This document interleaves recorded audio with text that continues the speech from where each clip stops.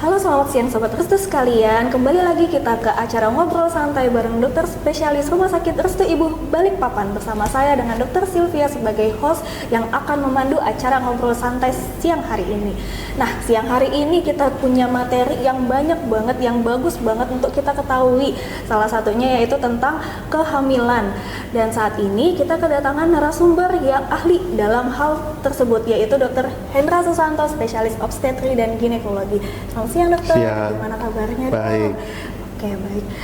Dokter, kemarin kan kita sebelumnya kita sudah bahas masalah tentang menstruasi ini dok. Sekarang kita bahas masalah tentang kehamilan. Nah, kehamilan itu sebenarnya apa sih dokter? Gimana sih konsep materinya tentang kehamilan dokter? Nah, jadi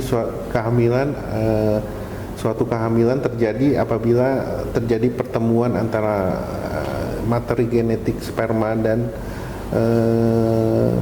materi genetik dari wanita berupa ovum di saluran tuba dan terjadi implantasi di dalam rahim.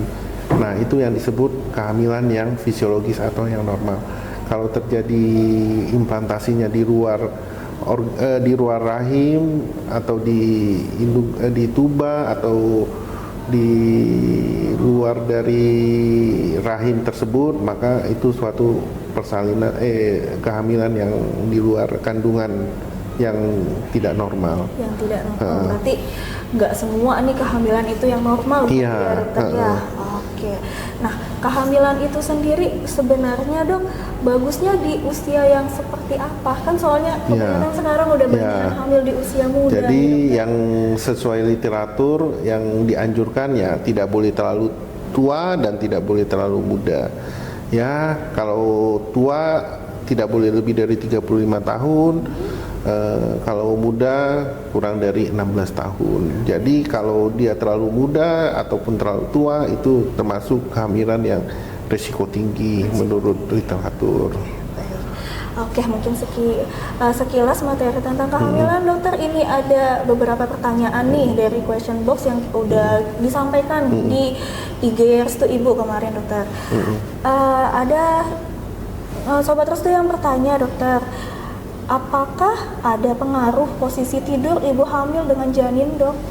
Posisi tidur dengan, maksudnya pengaruh posisi tidur dengan, mungkin maksud pertanyaannya si ibu hamilnya ini posisi tidur yang seperti apa dok? Oh ya, mungkin pertanyaan dari Sobat Restu itu bahwa bagaimana posisi tidur yang baik pada saat hamil. Jadi kalau pada saat kehamilan trimester pertama seharusnya posisi tidur yang bagaimana yang baik.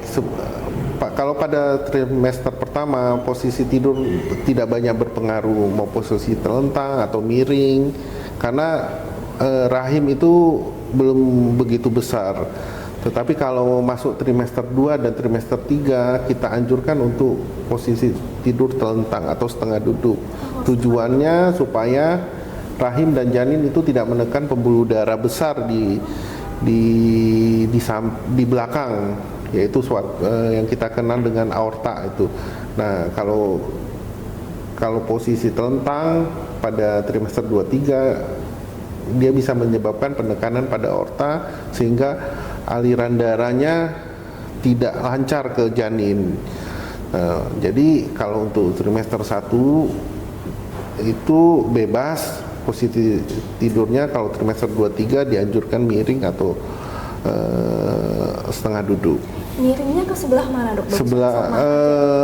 Sebelah kiri dan kanan itu tidak ada masalah, tapi lebih dianjurkan di sebelah kiri karena organ di sebelah kanan itu ada ginjal dan hati ya. Itu kadang-kadang kalau kita miring ke sebelah kanan bisa menekan organ tersebut, kita lebih nyeri di area kanan. Kalau sebelah kiri kan tidak ada organ yang menekan. Jadi Baik dokter. Lalu dokter, ini kalau hamil masuk trimester 3 terus perut bagian bawah kanannya terasa sakit, apakah itu cancer dan apa yang harus dilakukan? Mungkin khawatir. khawatir ke itu.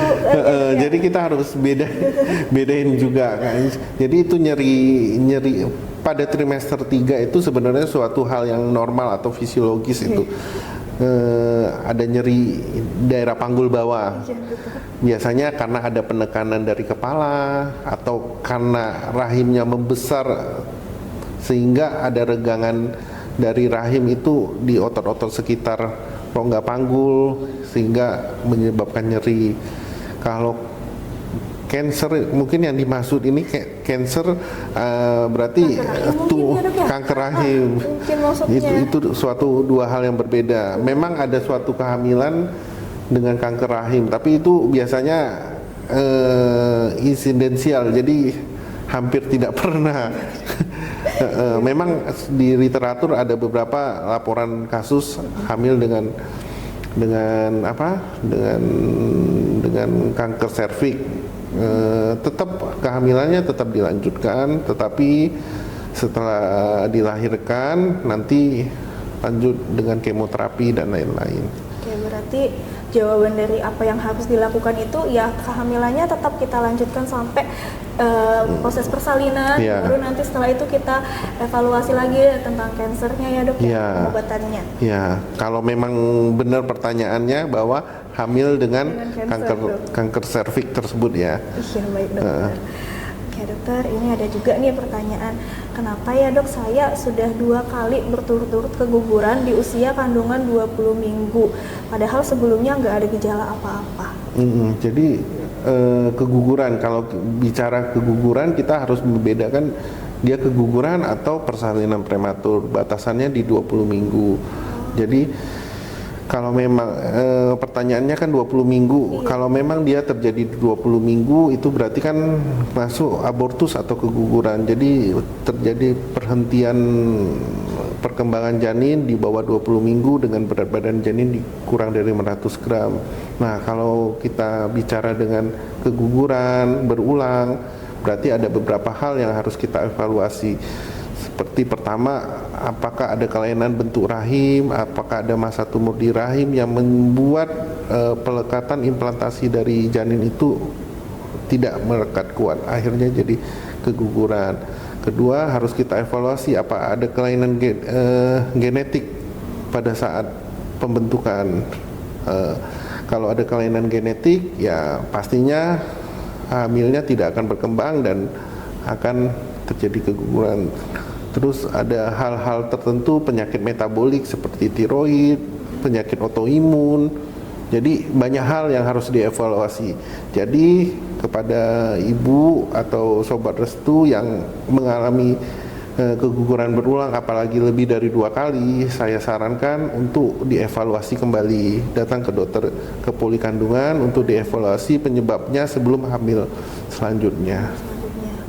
Faktor usia ada kemungkinan? Faktor usia ya pasti, karena mater genetik dari dari wanita yang udah tua kan sudah tidak sebagus pada masa reproduksi. Jadi resiko untuk kelainan genetik juga lebih tinggi. Makanya dikatakan kalau hamil di atas 35 ya masuk kehamilan resiko tinggi. Ayo dokter, ini ada lagi nih. Mungkin ini sobat restu yang bertanya ini udah pernah cek kali ya dok waktu dia hamil. Jika hasil lab MCHC pada bumil tinggi, apakah bahaya ya dok? Nah, kalau pemeriksaan laboratorium itu kita nggak bisa hanya melihat satu sisi aja. Iya, benar. Jadi harus kita lihat, mungkin maksudnya anemia dengan MCHC tinggi. MCHC tinggi itu berarti kan selnya besar-besar itu. Mungkin maksudnya apakah ada anemia megaloblastik karena kekurangan asam folat atau kekurangan vitamin B12. Ya, kalau memang penyebabnya anemia dengan MCHC tinggi, ya nanti diobatin sesuai kausa penyebabnya. Jadi sebenarnya ini harus dievaluasi kembali. Jadi saran saya ke dokter, diperiksa kembali masalahnya ada di mana. Tapi sebenarnya dok, anemia pada ibu hamil itu hal yang wajar atau itu hal yang tidak wajar sebenarnya dok?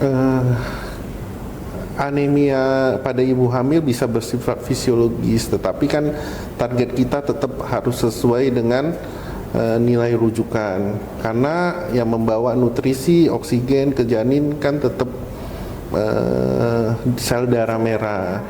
Jadi tetap walaupun dia cenderung anemia, maka biasanya pada ibu-ibu hamil trimester 2 itu terjadi hemodilusi. Biasanya kita kasih preparat besi untuk pencegahan terjadi anemia semakin berat. Memang suatu hal yang fisiologis, tetapi tidak boleh terjadi anemia berat.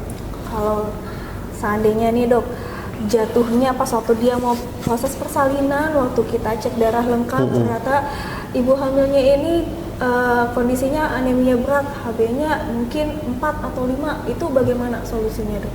Nah, dia datang dengan, kalau masih belum ada masuk fase persalinan, ya kita akan perbaiki keadaan umum dulu. Perbaiki keadaan umum ya dengan transfusi sampai targetnya minimal 10 sebelum masuk ke fase persalinan. Karena kalau terjadi fase persalinan dengan HB yang sangat rendah sekali, ya semuanya bisa jadi komplikasi. Namanya bersalin berarti resiko perdarahan kan pasti ya. Kalau kita harapkan, biasanya kalau pasien-pasien saya anjurkan untuk cek HB di 36 atau 37 minggu sebelum masuk fase persalinan, karena pada saat umur tersebut ya itu kan umur sudah mau lahiran tuh. Biasa kita akan screening terakhir kalinya untuk persiapan masa persalinan. Oke, baik dokter. Oke, untuk ibu hamil sendiri dok, makanan itu ada pantangannya nggak sih dok? Atau semua makanan boleh aja gitu sama ibu hamil? Ya, kalau makanan untuk ibu hamil yang dianjurkan ya sesuai yang bergizi tinggi protein, tinggi serat, karbohidrat yang cukup. Ya, kalau bisa hindari makan makanan yang setengah matang, karena kita nggak tahu ada kuman apa yang ada di dalam.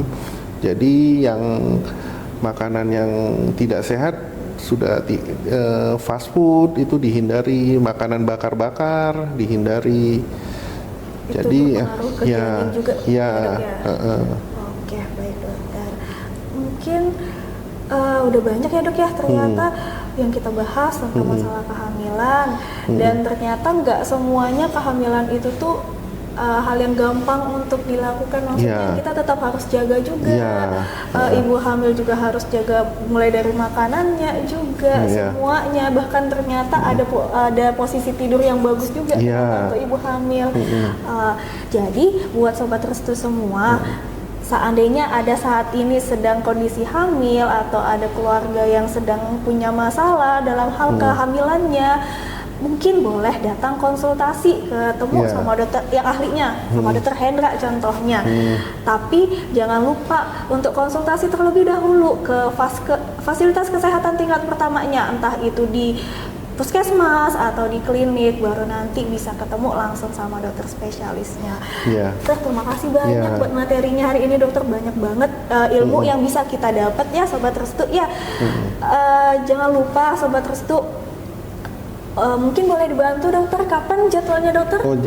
Saya berpraktek di Rumah Sakit Restu Ibu dari setiap hari Senin sampai Jumat jam 8 sampai jam 16.